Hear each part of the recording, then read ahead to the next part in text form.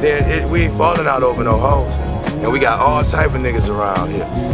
Short niggas, tall niggas, bald niggas, light skin, dark skin, braids, dreads, fat, whatever you want, whatever a woman want, we got. Maserati Rick, who ran a multi-million-dollar crack cocaine and heroin empire on Detroit's east side. Maserati Rick was known across the country for driving flashy cars, wearing the finest clothes, and the most expensive jewelry, even hanging out with celebrities. What up, though?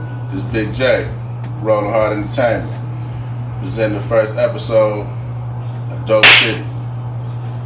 Today's episode consists of the top 10 biggest drug dealers in Detroit history. Y'all don't know, y'all gonna know today. We start from bottom to top, and I'm gonna tell stories in between so y'all gonna see what time it is. First one, number 10, Maserati Rick. Rick Carter was known around town, Detroit, mainly east side, but Detroit, around the Midwest, around the country, as one of the high-powered guys moving. Flashy, love to show it. That was him. Word is he dealt directly with some Colombians out of Miami in the 80s. He directly plugged in. His best friends with Demetrius Holloway. You see, I'm talking about him a little later on. For y'all don't know, he was the one who was killed in the hospital.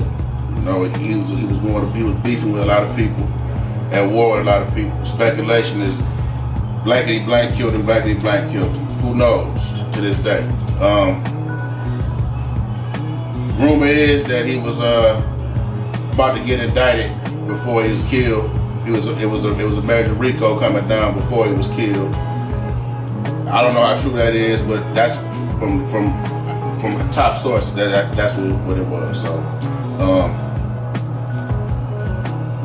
that's pretty much what it was. He was known to ride around town in Mercedes Benz. He was buried in a Benz coffin. You know, I think it was like $60,000 coffin, all that.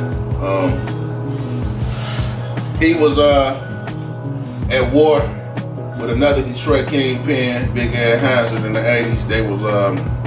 They actually had gotten to it over. Rumor is that Big Ed Hansard was actually having sex with his mother. He didn't appreciate that too much. And that's how the war really started. They tried to make it seem like it was about some dope money or whatever. It was actually about, I think his mother actually said something about some shit, I don't know. But that's what they say it was about. I'm not for sure. But rumor is that he was also at odds with the crew he had hired to defend him, the best friends, over not handing over his drug connection. How true that is, who knows? But it seems from the sources I heard it from, it's pretty true.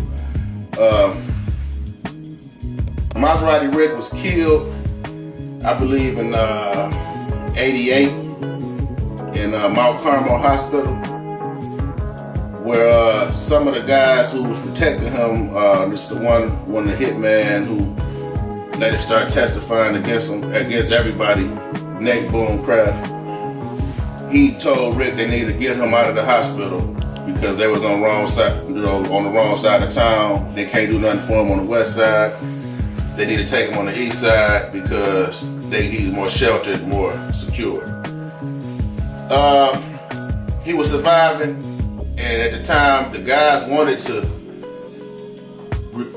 put revenge to him getting shot up at the car wash. Because he was in the hospital because he was shot at the car wash over a war with, speculation says, Big Ed Hansard. I'm not for sure how true that is, but that's what they said it all about. He was in the hospital, he was shot. He was living, he's supposed to survive. He never made it because assassin came in with a doctor coat on and put 3 in his face and ended all that, ended his chapter. After that, he was remembered as one of the biggest, flashiest drug kingpins in Detroit history. And he also was remembered from his casket. Like I said, it was Mercedes Benz with the rims on it, all that. And from listening to And if the shit I done heard about him, he was a hell of a dude. You know. Number 9, my number 9 guy, I pretty much would say Art Derrick.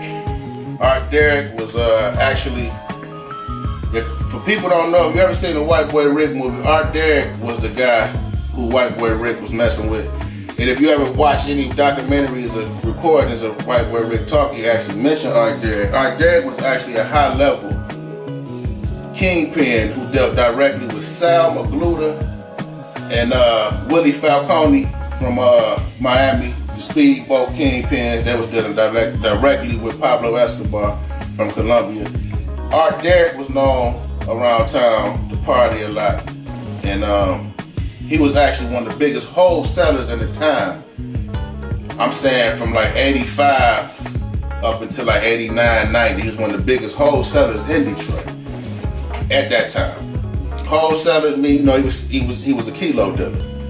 A lot of the guys mentioned, people talking about, they might have had, he was a kilo dealer. They might have had spots.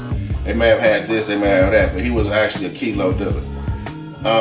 He was actually good friends with former Detroit Piston legend Bill Laimbeer's father, who was one of the biggest drug kingpins in United States history.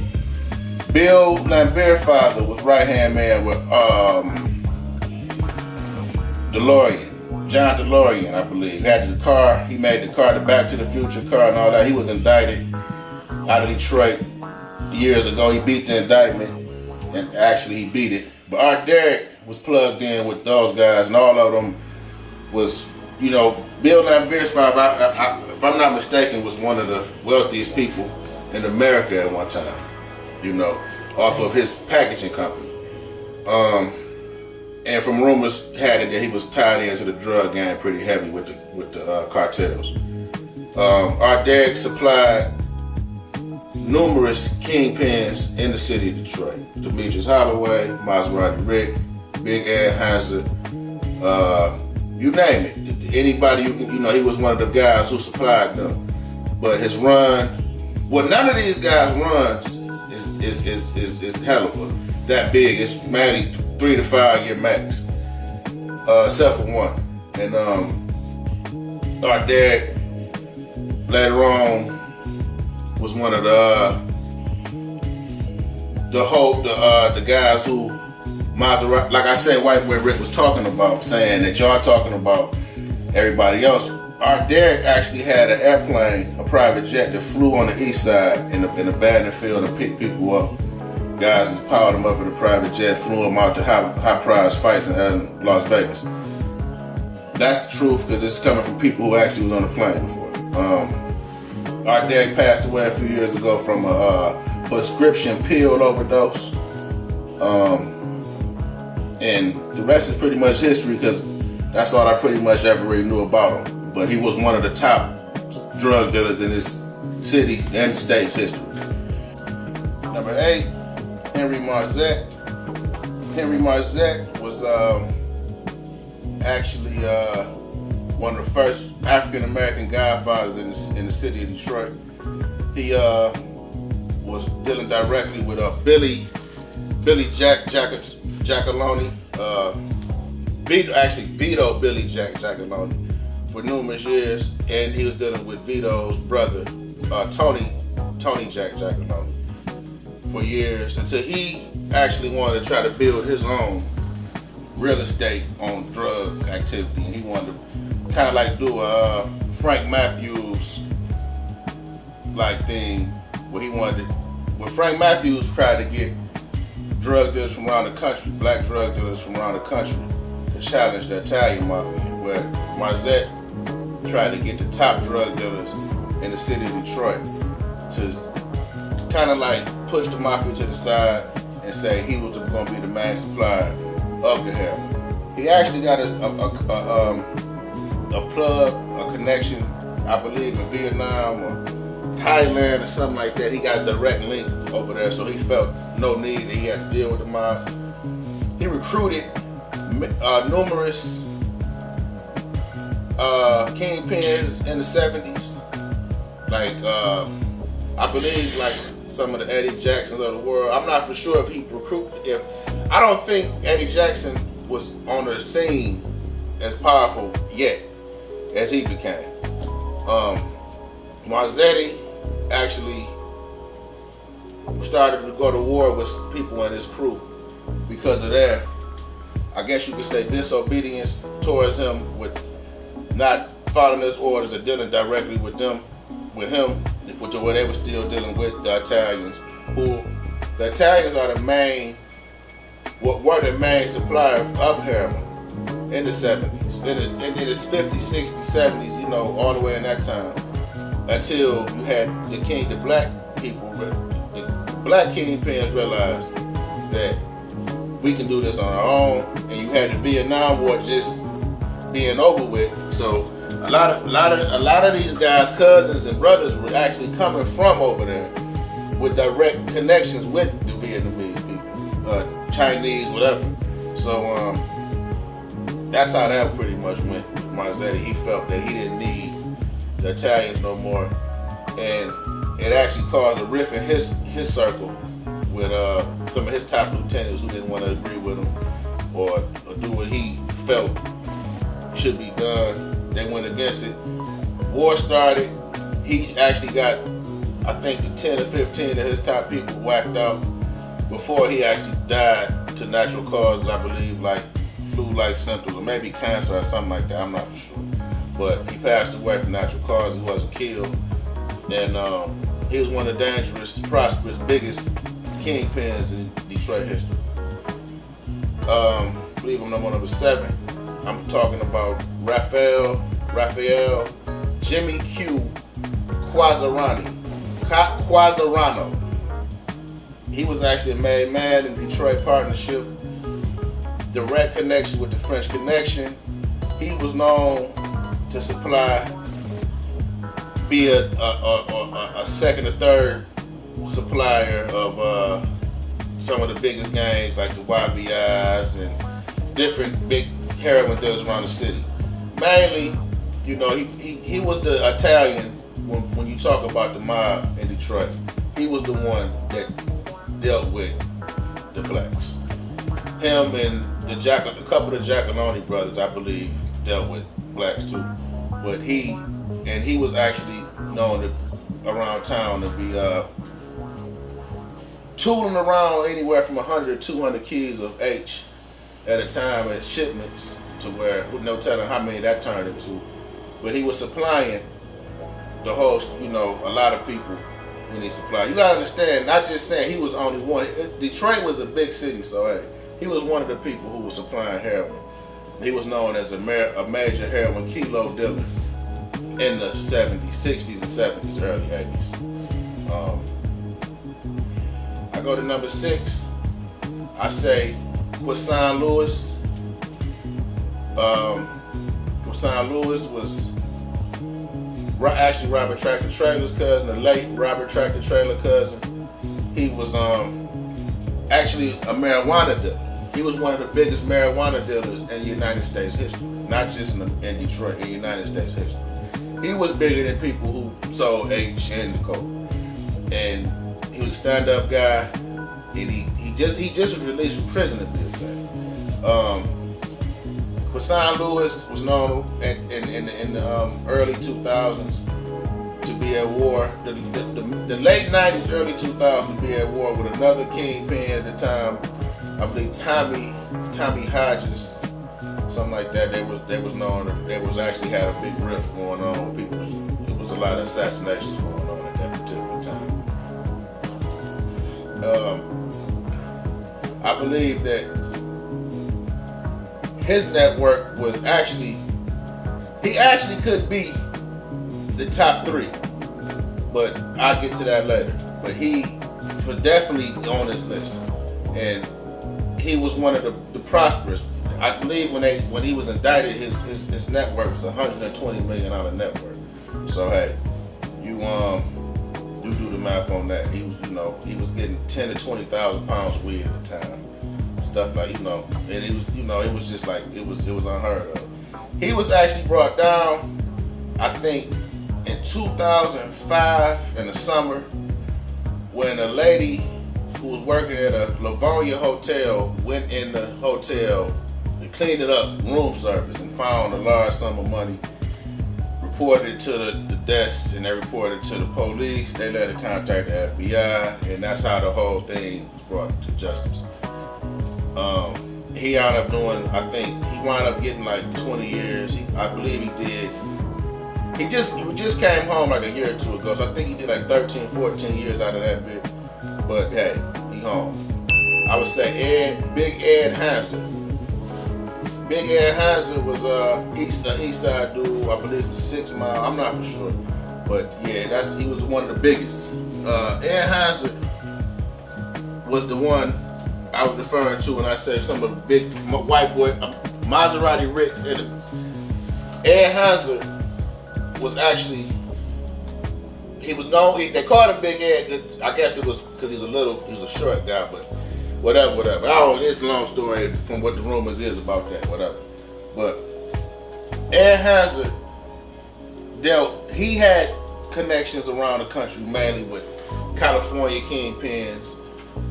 He actually dealt directly with, I think, Waterhead Bo from LA and Freeway Ricky Ross. He dealt directly with them. He was known to be getting anywhere from 100 to 200 kilos at a time. Rumors, then you have other people say he's known to get anywhere from 500 to 1,000 at a time. Who knows? But the network of him from the research was that he was $150 million worth kingpin, as far as status wise. He was pulled over in LA. Him and some of his partners. He was in a Lamborghini, and they pulled him over, and they ran his license and it said something from Mississippi. He told them, "Y'all don't know me, man. I'm a $30 million man." He was 23 years old at the time. And basically what he was letting them know is, I got $30 million. And they couldn't believe it. I believe he gave him like $10,000 cash, leave him alone. They let him ride off into the sunset. 1989, 1990, he was caught up in the earliest indictments where he was indicted for running a continual criminal enterprise, I believe. Ed Hanser dealt, like I said, with some of the biggest kingpins in California. I mean, around the country. I'm not just saying California, but just some of the big names. Him and Maserati Rick were known around the city for having a big, huge war, to where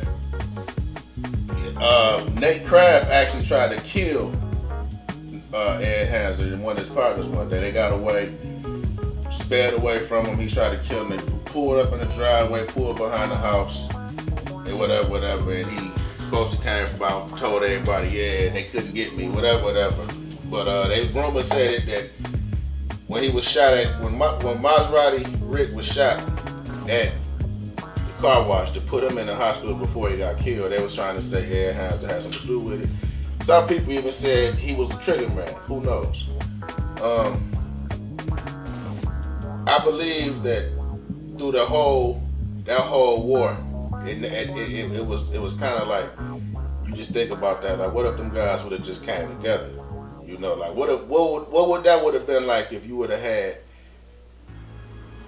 Holloway and all those guys together? Like, but who knows?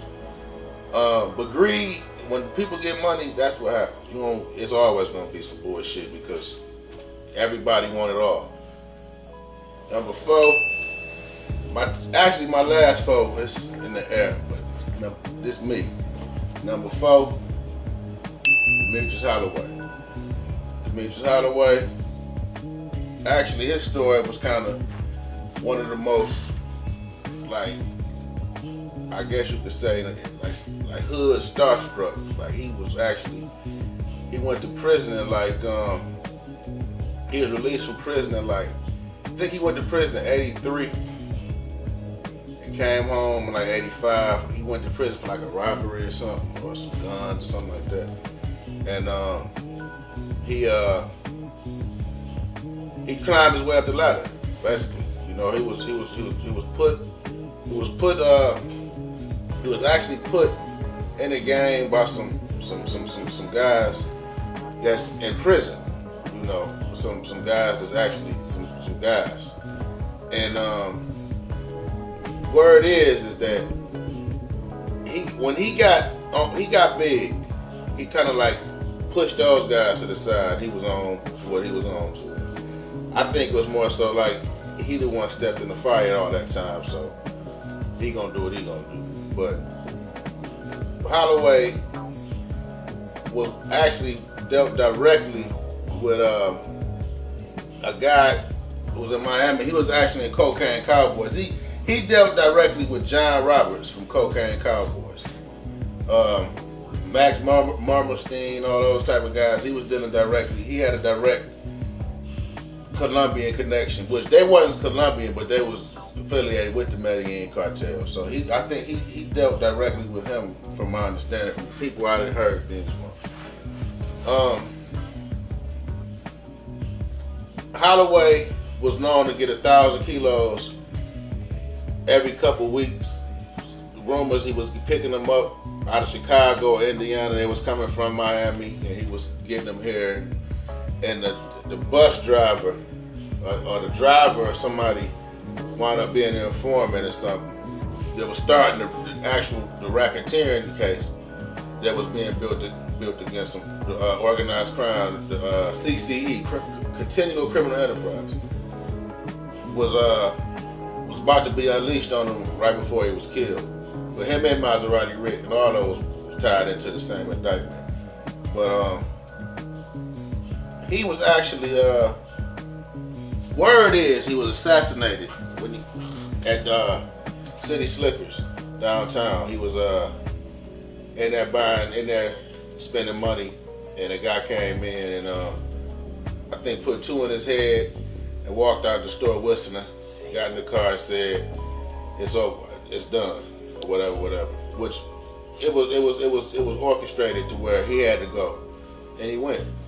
But before anything, he was actually, like, from my understanding, was a business mind. He wasn't he was a suit and tie individual. You know, he wasn't he didn't care anything about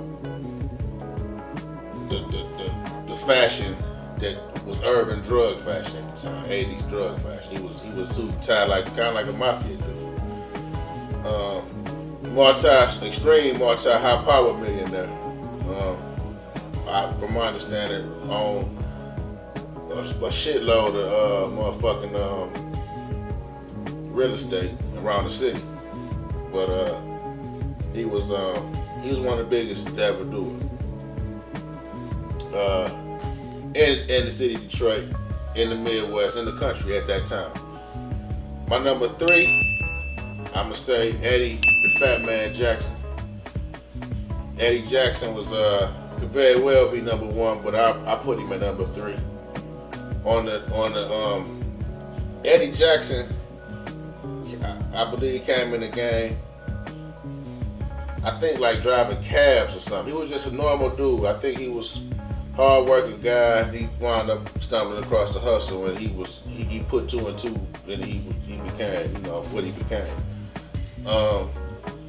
Heard he was a generous dude, from my understanding, hearing things. I done seen and watched things about him. He seemed like he was a pretty cool cat. They say he was at the fight in New York where Frank Matthews had a chinchilla on. Eddie Jackson was there too, with some shit on, like, with his crew representing for the D, representing for him mainly. Like, I'm here just as big as you motherfuckers, you know what I'm saying? And a Gambino family member wound up. Gambino family is one of the mob families in New York. One of the members seen him, basically stars in his eye, money in his eyes. I'm about to get some money. Oh, they hooked up, and the rest is history. That was one of his main connects. Rumors he had connects overseas too. Who knows? But network. I just researched this. You gotta understand. Heroin at that time in the 70s, these guys might get a key a kilo and turn one into anywhere to 10 or 20 of them. Shit like that. So we're not talking about like today's game where, no, we talking about where people was prospering and they just became giants off this shit. So that's why those guys was able to be what they were. You know what I'm saying? I'm not saying they couldn't have did it in this time, but times was different then. You know what I'm saying? But he was, I say he was one of the most hell of us to do it in America too, not just the city. You know what I'm saying? But yeah, he did his thing, and I put him at a $200-300 million status from his money, from what he was supposed to be generating in to now. Come on, man, it's senseless. You know, shit don't make no sense. But yeah, I put him at 3. Number 2, Reginald Doc Davis. Reginald Doc Davis was a prominent guy, came from a good family. Got in the game in his teenage years, pretty much. Basically, from what I understand, it seemed like out of curiosity, or it seemed, he had, I guess, the domino effect to the game, like he knew how to do it. He was like 18 years old. He bought his lawyer's house. You know what I'm saying? Shit like that. And he was rich. He was the first person I ever heard actually flying planes to other countries. You know what I'm saying? To secure drug connects and to get drugs. Like in the 70s, he was flying directly to Sinaloa, Mexico. That's the home of El Chapo. He was going down there, picking up, dealing with a source he had down there. He was going to Thailand, and he's flying all different parts of the country, different parts of different countries to get tied in. He was, they say, was estimated to be getting like anywhere from 97-98% pure heroin for like $7,000 a key. So that shit unheard of. I ain't never heard no shit like that. But I ain't saying this. I believe it. I'm just saying that's just like, to hear that today, that would make no. That's like, god damn, man. 97-98% pure by the pound. From understanding, he was buying it by the pound. So a pound you buying it for like $3,500, I believe. And you buy 2 pounds, 2.2 pounds, which is a key. So you buy 2 pounds basically for $7,000. And you probably taking one of those kilos and turning it into 40 or some shit like that, because it's pure. Who knows? I don't know. But I don't make no, that's some hell of a shit. But I put them there, estimation probably in the hundreds of millions of dollars. What they was doing, he was supplying. He was actually supplying YBI and the Pony Down gang, notorious Pony Down gangs. He was supplying both of those gangs, and he was picking up a massive amount of money a week from these guys, and that's the story of him. He was a unsolved mystery up until he was locked up and went to prison. I think he did like 10, 12 years, something like 8 to 12 years, something like that. And he actually beat like 3 to 4 federal indictments, so that lets you know right there where his money was laying, and also the power. So, but from my understanding, from what I see now, he's home now, and he looks to be the guy that didn't abuse drugs and didn't do a lot of shit, because he seemed like a healthy character. So, but that's definitely my number 2 to be, the biggest. But number 1, I would say, shit, man, Demetrius Flannery, Big Meech. That probably not just in Detroit. At his time, at his peak, like from his indictment papers, it was saying it was a 15-year run or something like that. It probably was longer than that. But I give him between 2000 and 2004. That shit he did in them years don't even make. That was like, he probably was the biggest in the country. He was bigger than Mexicans. you know, cartel people in the country at the time. And him and his brother Terry, they was connection. They was people who in this city was high powered people, was probably grabbing 100 keys, several different people.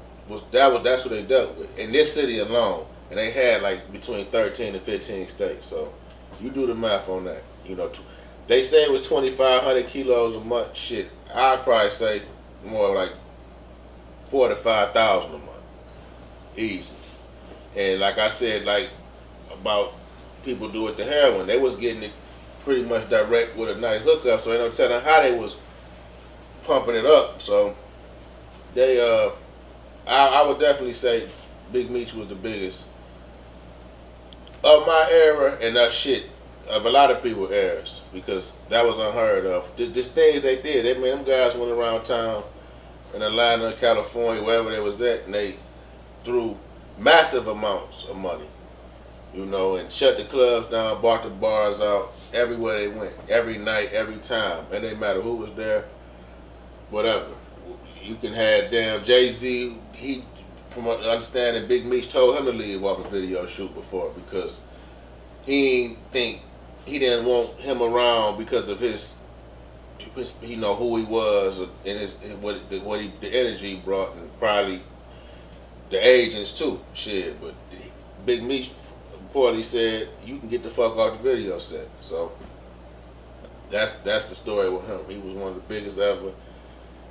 And I mean, I'm pretty sure everybody done read. You read about everybody, but my number one in the city and prior to time at his reign in the country was probably the biggest to ever do it in this time frame. In this time frame and in history period, you know. I say that. And he's fighting right now to this day to come home from federal penitentiary, and hopefully with God's grace he granted. But I'm Big J, Rollin Hard Entertainment. First episode of Dope City. You know, you like it, subscribe to me on my YouTube channel, Rollin Hard Entertainment, and show some love when I holler at you.